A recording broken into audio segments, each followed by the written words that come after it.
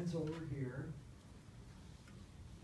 That's the crew, except for enough guys down below to run the ship. And then here are the bodies. There's 6 boards. It would vary 6 at a time. There were more bodies down here too. Here's the Marines firing squad. Bugler would play taps. Once in a while we play the Navy hymn. That went on for over an hour. In the old days, they would put burial at sea. They'd have thick sailcloth, and they'd put a 5-inch, or they'd put a cannonball in there, and the guy would go all the way to the bottom of the ocean. We had thin mattress covers. That's the white that you see. You put the shell in it, drop it 60 feet. What happens? The shell rips through the bottom, and the body's floating. Took an hour or so to bury everybody. And at the end, I looked back after it, as far as I could see, white bodies floating on the surface. But what could we do? There was nothing else we could do. Okay? Now what, Sheila? How about what happens to the Saratoga at the end of the war? It was sunk by an atom bomb at Bikini Island. It's going down. And they said if there had been a crew aboard, it wouldn't have sunk. And there's one more picture, the final shot there. It went down and it was erect at the bottom of this lagoon, and it's only about 80 feet down, so people can go down there and scuba dive and get on the ship. I've heard that there's an F6F in the hangar deck. And you can watch, there's YouTube videos, because they call it war tourism. These people, they know where these ships went down, and people who are really into scuba diving, they can drive, and it looks like a ghost ship. There's like still plates, and there's forks, and it's really pretty cool, because at the end of the war, what are we going to do with all this stuff? We don't need it. Well, we could not turn as quickly as the Essex class. It took us 2 miles to make a turn. So we operated with a light carrier most of the time, which would go with us. So in other words, your ship was considered too old, Yep. thus they were going to get rid of it. So what do your ribbons stand for on your chest and up there? Oh. This is American defense, American victory. This is the one that counts, the Asiatic Pacific. That will tell you where you were in the war. And this is my battles. I've got the 3 battle stars on it. You don't wear this on the ship, but I just thought I'd impress you. How are we doing time-wise? We're doing really well. How about the So after the stuff all hits you, after the explosion, you look around, water. Oh, yes.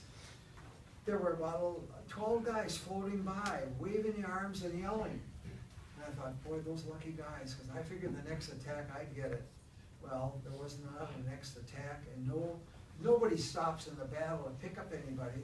So they were gone. 3 days later, they asked anybody who saw men in the water, report to the executive officer. I did. And that was the first news they had of it. So those guys jumped overboard rather than burned to death. Yep. They make eye contact with the guys on the ship. They think, okay, someone's going to rescue us. And then 3 days later, the life vests are saturated and down they go. At your gun, after the attack, you looked up?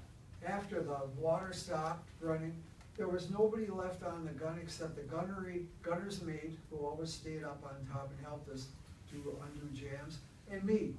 Everybody else took off. I couldn't believe it. An hour and a half later, there was another attack. We weren't hit, but who handed up the ammunition? They got new guys on the first loaders. Pilots. The pilots had been in combat. That didn't bother them, so they were passing the ammunition to us after that. And we have around a minute and a half left. Because you were the guy that stayed on the gun, they asked you to do something. Yes, they said, how about you would like to be on the fire director? The gun director. The guy who actually shoots it.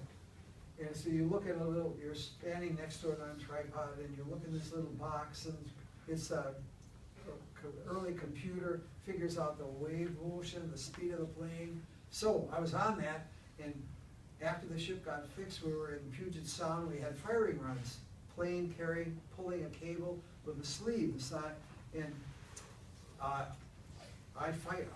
made a mistake. The gun next to me was supposed to fire, and I did, but the guys didn't have the safeties off, so nobody knew I screwed up.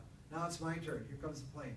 I'm firing. About 4 seconds after I started firing, one of my shots severed the cable right where the sleeve was, in 2 years on that ship, nobody ever did that.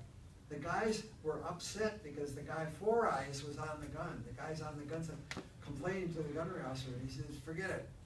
Anyway, they thought I was the best shot on the ship. Well, the whole side of the ship erupted in applause because that meant target practice was over, right? Because the plane that was towing the target sleeve, they didn't have another target sleeve, so that meant gunnery practice is over. So there's a huge cheer. Pardon me? Coconut story. Okay, you got, this is, he insists, so even if the bell rings, please listen to the story, he loves this one. In India, one night I saw these coconuts. I bought 6 to take to the band. That's against the rules. You can't bring any food like that aboard. This is that night. I climbed the ladder, and the young ins in there request permission to board ships or permission. What's in the bag? Coconuts. You know if you can't do those, dump them over the side, and he goes like that. He winks at me. So I take one and dip it, throw it over the side, makes a big splash, and take the rest down. Shows you a discipline on a ship isn't always that strict. Thank you for your time, Dad. Let's give him a